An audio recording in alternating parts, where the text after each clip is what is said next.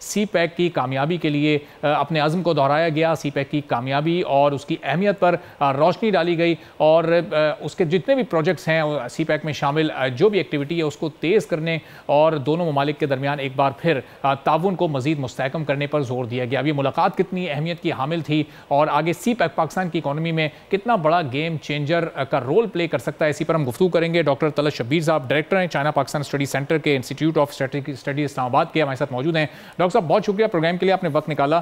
یہ جو چائنیز وفد کا اس وقت دورہ ہے یہ بتائیے گا کتنی اہمیت کا حامل ہے, خاص طور پر اگلے 2-3 سال میں جو پاکستان کی معاشی صورتحال ہے اس میں سی پیک کی کتنی اہمیت ہے؟ Thank you very much. مجھے آپ نے اپنے پروگرام میں لیا. سب سے پہلے تو یہ ہے کہ آپ چائنیز ڈیلیگیشن جو ہے اس سے ایک یہ امید تو پختہ ہوتی ہے کہ چائنا ابھی تک سی پیک میں بہت زیادہ دلچسپی لے رہے ہیں اور چائنا یہ سمجھتا ہے کہ سی پیک کا جو پروجیکٹ ہے بائلیٹرل فریم ورک کا پروجیکٹ, یہ پاکستان اور چین کے درمیان, اس کا چین کو فائدہ ہونا ہے, اس کا پاکستان کو بہت فائدہ ہونا ہے. تو دونوں ملک ون پیج پہ ہیں سی پیک کے اوپر, یہ بھی واضح ہوتا ہے. دوسرا یہ کہ اس وقت جس طرح کے معاشی حالات سے ہم گزر رہے ہیں اور جس طرح کا سی پیک کے اوپر بہت ساری ایک پروپیگنڈا کیا جا رہا ہے, سی پیک کو ایز اے پروجیکٹ انڈرمائن کیا جا رہا ہے, اس صورتحال میں یہ دورہ بہت امپورٹنٹ سمجھتا ہوں میں.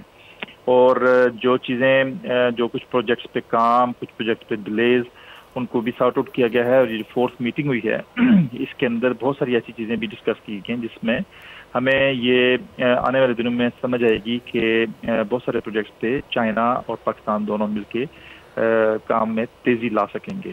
تو یہ میں اس سے بڑا پر امید ہوں اور بہت سینئر لیول ڈیلیگیشن تھا یہ, اور ان کا یہاں پہ قیام کے دوران بہت سارے متعدد ایکٹیویٹیز ہوئیں جن میں انہوں نے سی پیک پہ خصوصی طور پہ اس کے جو پروجیکٹس کو ریویو کیا. اور بہت سارے. تو ڈاکٹر صاحب اب یہ پاکستان میں جو بھی حکومت ہوتی ہے اس پر اس وقت کی اپوزیشن یہ الزام لگاتی ہے کہ وہ سی پیک کو سلو کر رہی ہے, ماضی کی حکومت پر بھی یہ الزام لگا. اب یہ اس سینیریو کو دیکھتے ہوئے اگلی حکومت کی کیا پالیسی ہونی چاہیے, کیا واقعی انٹینشنلی ایسا کیا جاتا ہے, اس پر آپ کی کیا رائے؟ دیکھیے میرا ایک کنسیڈرڈ اوپینین یہ ہے کہ چین کے اوپر ہمارے ساری جماعتیں, سیاسی جماعتیں, ہماری سارے ادارے ایک پیج پہ ہیں اور یہ ہمیشہ سے ہیں. یہ کوئی بکی چھپی بات نہیں ہے اور یہ کنسیڈرڈ اوپینین ہے میرا. اب یہ ہوا کہ کچھ یہ جو سلو کا تاثر تو کی وجوہات سیاسی نہیں ہیں یا کچھ ایسا پاکستان کے پوائنٹ آف ویو سے نہیں تھی.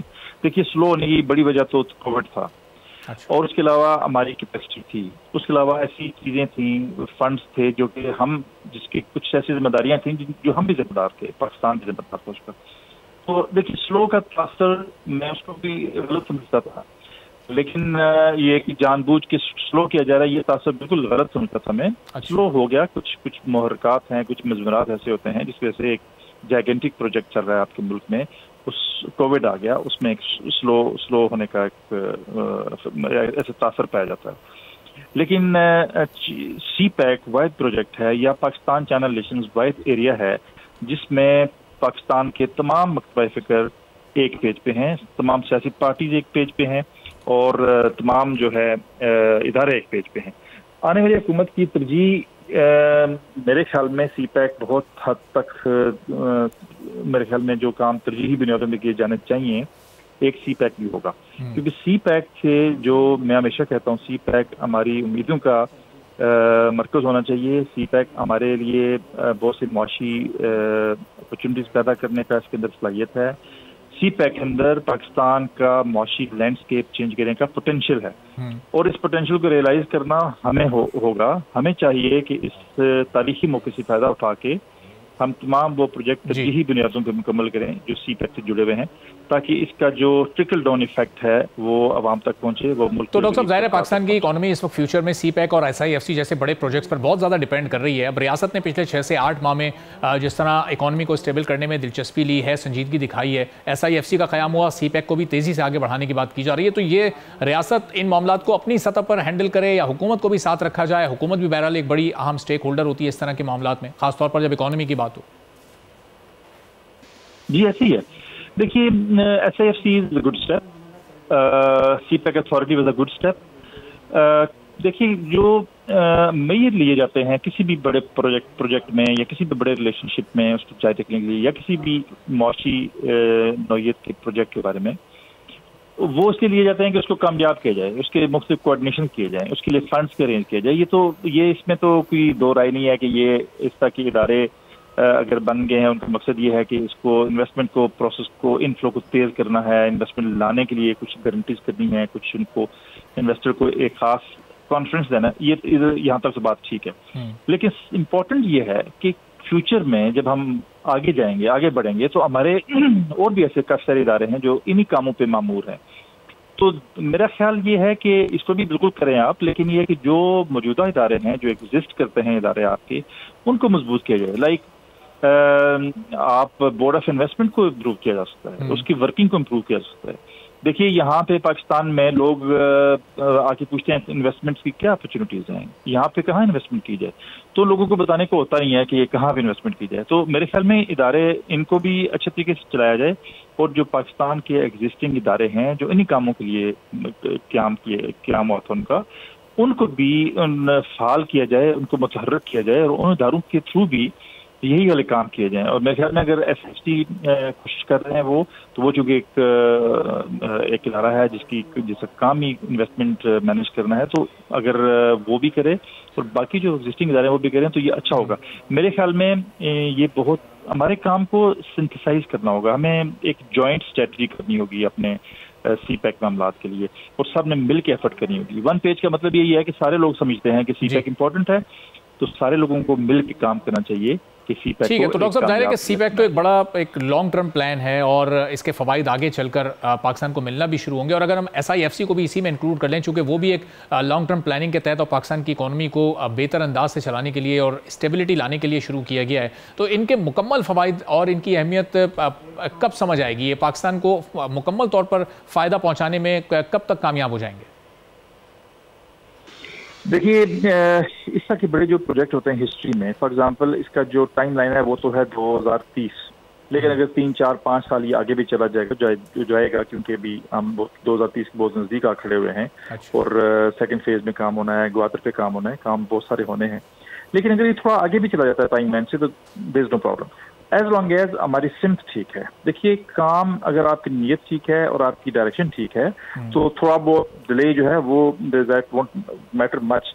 लेकिन क्या है कि हमें एक दफ़ा मेरे ख्याल में रिव्यू करना पड़ेगा कि हम अभी तक जो नहीं कर सके वो क्यों नहीं कर सके, और हमें आगे क्या करना चाहिए, और उसको करने के लिए किस मुतहर्रिक अंदाज से करना पड़ेगा, किस एफिशिएंसी से करना पड़ेगा, हम कैसे ये कैपेसिटी बिल्ड करें कि हम इतना बड़ा प्रोजेक्ट करने की पोजीशन में आ जाएं, ये करने की जरूरत है।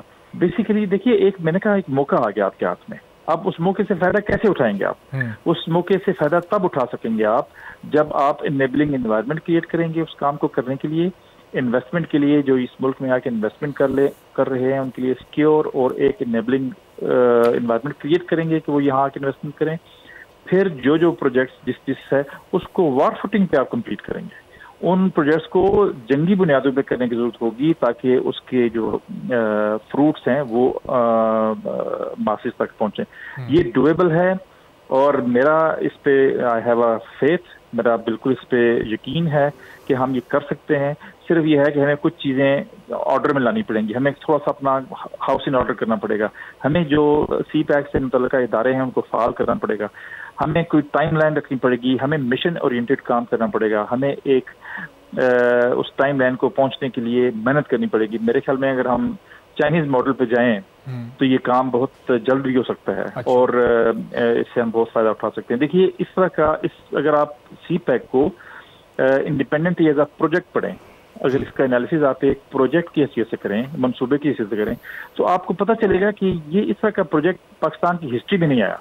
देखिए ना, एक ऐसा प्रोजेक्ट जिसमें 4 इतने बड़े बड़े कंपोनेंट्स हैं जो पूरे ज्योग्राफिकली पूरे मुल्क को वो कवर करते हैं, और ना सिर्फ मुल्क को कवर करते हैं, इसकी कामयाबी की सूरत में आप रीजनल कनेक्टिविटी के लिए सबसे बड़ा सोर्स बनते हैं, आप ब्रिज बनते हैं कौमों के दरमियान, आप रीजन के दरमियान ब्रिज बनते हैं। तो look at the nature of project, ये प्रोजेक्ट है कितना बड़ा।